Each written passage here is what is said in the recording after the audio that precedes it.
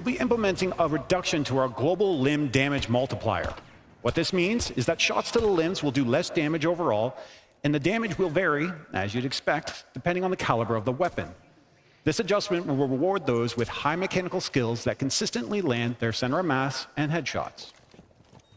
Electricity is also becoming a neutral element. Like fire, electricity will no longer differentiate which side of the fight you're on. It will now happily destroy any electronic gadget that touches it. Here's how it works. If you're vaulting, rappelling, standing on any electrified surface, or placing a gadget on one, you will be shocked. When shocked, operators are slowed and shout out in pain, but no damage will be dealt. If you are not doing any of these things, you'll be fine. Mute jammers can be safely placed next to electrified walls, and mechanical gadgets like Mirror's Black Mirror will not be destroyed when placed on them. All right, that's enough systems talk. Alex, Chris, how about some operator updates?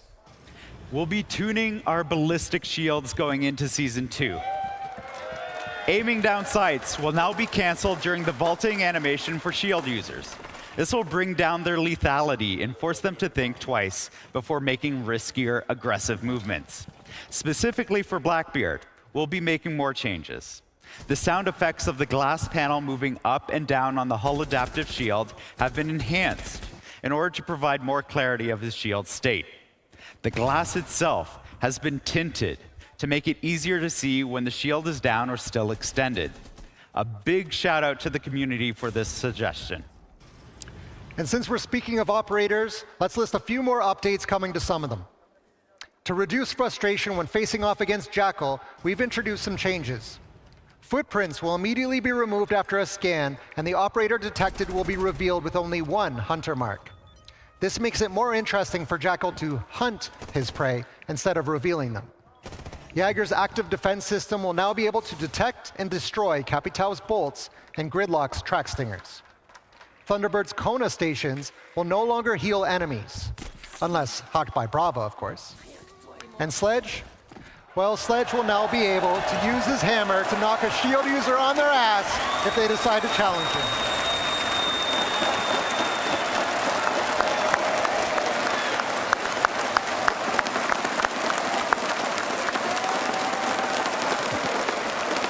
Okay, so we've talked about changes coming to our operators and some gameplay systems. But what about this season's operator? Back in Operation Grimsky, we're updating Clash.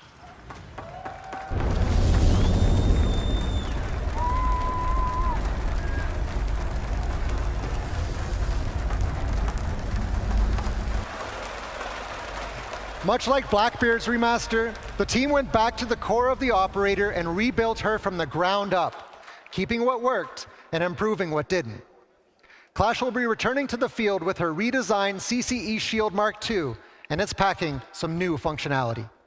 First, Clash's movement has been greatly enhanced, as her shield can now collapse and expand automatically depending on the situation.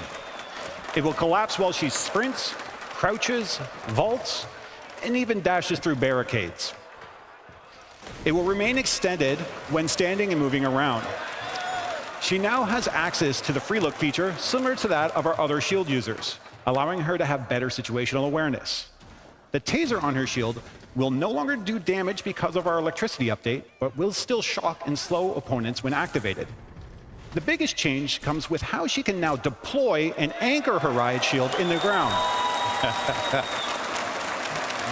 This means Clash not only can play off her own shield, but she also gets the added benefit of moving faster because she's no longer carrying it.